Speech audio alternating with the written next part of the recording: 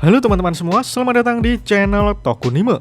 Di sini kami akan membahas lanjutan anime Tokyo Revengers yang kami ambil dari manga canonnya. Sehingga bagi teman-teman yang hanya ingin menonton dari animenya saja, saya sarankan untuk berhenti menonton sampai di sini. Namun jika kalian tidak keberatan dengan spoiler yang ada, maka kalian menonton konten yang tepat. Pada episode sebelumnya, kita ditunjukkan masa lalu Maiki bahwa sebenarnya bukan Kisaki yang mendorong Maiki ke dalam kegelapan, tetapi Maiki sendirilah yang meminta Kisaki untuk membimbingnya supaya ia jatuh ke dalam kegelapan. Semua itu tentu saja di luar dugaan, karena selama ini kita menganggap bahwa Kisakilah yang membuat onar. Namun ternyata Maiki sendirilah yang mendorong dirinya sendiri untuk jatuh di telan kegelapan.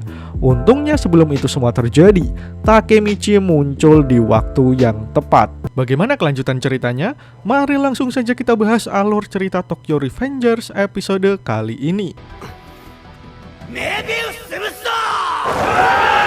Panel pertama kita masih ditunjukkan flashback waktu Takemichi bertemu Maiki untuk pertama kalinya.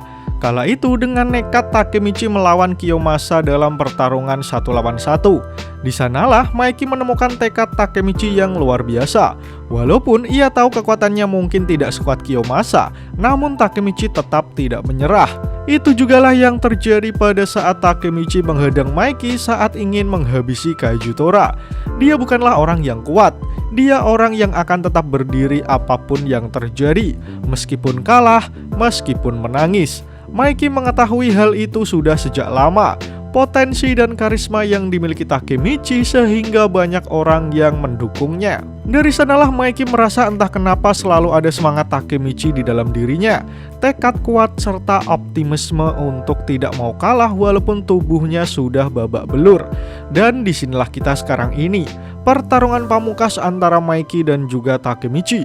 Pertarungan antar pemimpin Kanto Manji dan juga Tokyo Manji generasi kedua.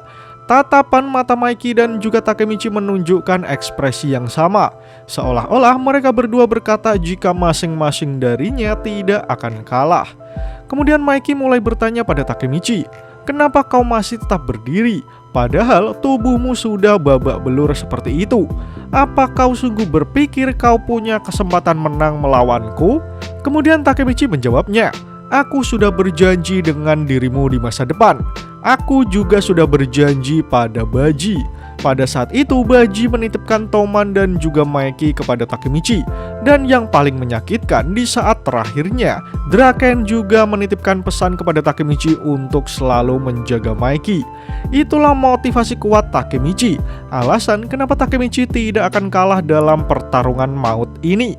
Dengan penuh tekad yang berapi-api, Takemichi mulai maju menyerang Maiki yang belum siap menerima serangan. Alhasil Takemichi berhasil mengarahkan pukulannya kepada Maiki. Namun tidak berlangsung lama, Maiki kembali bangkit dan melakukan serangan balik. Akibat dari serangan Maiki, Takemichi sampai terpental beberapa meter. Dalam kondisi terkaparnya, Takemichi sadar seluruh pukulan Maiki yang mengenainya hingga saat ini mungkin saja akan membunuhnya. Kemudian Takemichi mengingat pesan Hina sebelum berangkat melawan Kanto Manji. Saat itu Takemichi berteriak sekencang-kencangnya jika dia takut. Bahkan dari lubuk hati paling dalam ia ingin melarikan diri. Tapi itu adalah tindakan pengecut. Teriakan itu hanyalah cara Takemichi untuk membuang rasa takutnya. Karena pada kenyataannya Takemichi kini bangkit kembali bersiap menghadapi Maiki yang tak terkalahkan. Dengan tatapan yang mengerikan, Takemichi menatap Maiki sembari menguatkan hatinya. "Aku sudah membuang semua rasa takutku. Hanya aku yang bisa menyelamatkanmu dari kegelapan." Takemichi mengatakan itu semua sembari maju menyerang Maiki, walaupun ia tahu tubuhnya sudah babak belur. Namun lagi-lagi Maiki berhasil menyerang balik Takemichi hingga membuat tokoh utama kita ini jatuh tersungkur. Dalam ketidakberdayaannya, Takemichi mengatakan jika dia sudah begitu banyak melihat masa depan, mulai dari masa depan Kisaki, Izana Kurokawa, dan bahkan Maiki yang menjadi pimpinan mafia terbesar di Jepang. Takemichi melihat begitu banyak potongan masa depan dari semua orang yang dikenalnya. Karena hal itulah yang menjadi alasan Takemichi kembali lagi ke masa lalu. Ia ingin mengubah masa depannya menjadi lebih indah dan ideal baginya serta teman-temannya. Oleh karena itu, Takemichi merasa hanya dialah yang bisa menyelamatkan Maiki saat ini. Sebelum semuanya terlambat dan takdir membawa Maiki ke masa depan mengerikan yang sudah dilihat Takemichi. Adegan selanjutnya adalah pembantaian. Berkali-kali Takemichi mencoba menyerang Maiki, maka berkali-kali pula Maiki berhasil menghajar Takemichi. Mulai dari pukulan, tendangan, sikutan, semua teknik bertarung dikerahkan Maiki untuk membuat Takemichi menyerah. Namun menyerah tidak ada pada diri Takemichi, sehingga berkali-kali Maiki menghajarnya, Takemichi masih mencoba untuk bangkit. Ia merasa masih belum kalah. Selama Takemichi masih mampu berdiri, ia akan terus memperjuangkan apa yang menjadi tujuannya. Melihat Takemichi yang keras kepala membuat Maiki sedikit kesal. Seharusnya kau sudah benar-benar mati sekarang ini. Namun faktanya tidak. Takemichi masih kembali bangkit dari tidurnya. Ia belum juga menyerah.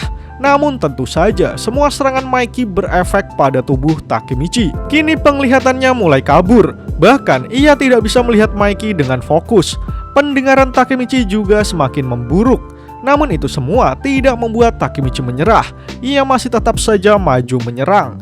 Tapi tiba-tiba Takemichi mendapatkan sebuah vision atau penglihatan. Ia melihat bahwa Maiki akan menendangnya dengan teknik terkuat miliknya. Dan setelah terkena serangan itu, Takemichi akan terseret beberapa meter.